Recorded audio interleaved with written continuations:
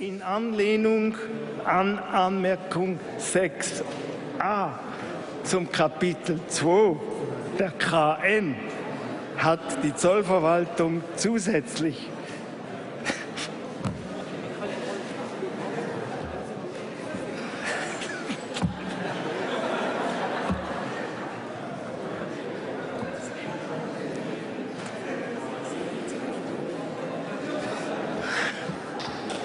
sogenannte schweizerische Erläuterung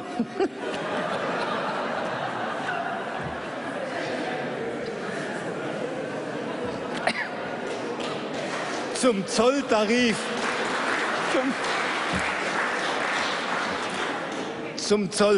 publiziert. Danach werden gewisse Erzeugnisse noch im Kapitel 2 eingereiht, denen bei der Herstellung Würzstoffe zugesetzt worden sind, sofern dadurch der Charakter einer Ware dieses Kapitels nicht verändert wird. Klammer, zum Beispiel